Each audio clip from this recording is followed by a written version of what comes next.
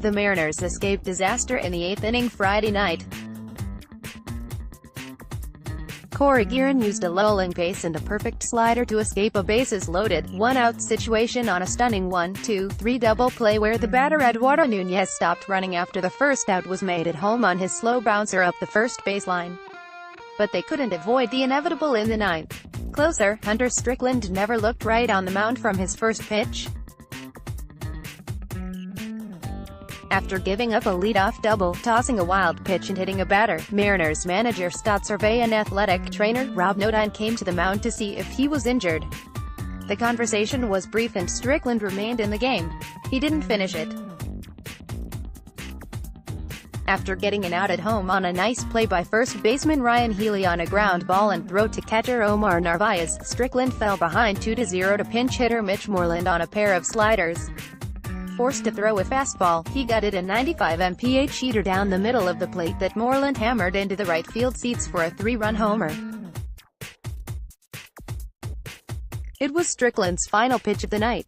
While his replacement Ronis Elias kept the deficit to 1 run, the Mariners went down in order in the bottom of the ninth to suffer a 7-6 loss, their first of the season.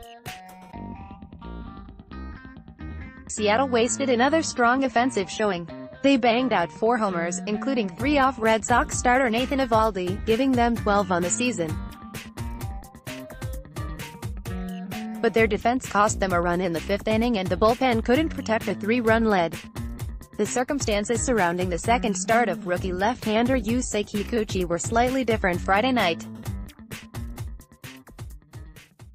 Unlike his first start in Tokyo where he was making history as the first Japanese player to make his major league debut in Japan and pitching in a game that he knew would be the last for his hero, Ichiro Kikuchi only had the moderately easier task of facing the defending World Series champion Boston Red Sox, a day after they were drubbed to start the season.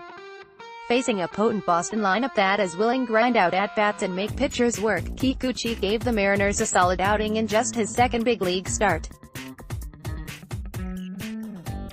Kikuchi pitched 6 innings, allowing 3 runs, 2 earned, on 4 hit with no walks and 6 strikeouts. The Mariners' first run came in the most unexpected of ways. Leadoff hitter Mallex Smith, who came into the game with 7 career homers and 295 Major League games, picked up his 8th. Batting leadoff and facing flamethrower Eovaldi, Smith jumped on the second pitch he saw, yanking a fly ball over the wall in right field for his first career leadoff home run and a 1-0 lead. The Mariners were a team expected to hit homers and had hit 5 in opening game of the series, but Smith joining the party? Well, maybe there's something in the new pinkish hue that is throughout T-Mobile Park. The Mariners made it 2-0 via the long ball from a more expected source. Domingo Santana crushed a hanging breaking ball from Eovaldi into the visitors' bullpen for a solo homer and a 2-0 lead. It was Santana's 3rd homer of the season and 10th run batted in. One of Kikuchi's few mistakes came in the 2nd inning and it cost him a run. He left a fastball right down the middle to Xander Bogaerts. It resulted in a solo homer that cut the lead to 2-1.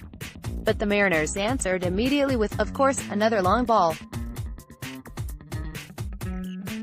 Catcher Omar Narvaez came into the game hitless in 9 at-bats. But he broke the drought by pulling a line drive just over the right field wall for another solo homer. Seattle continued to build its lead off Eovaldi.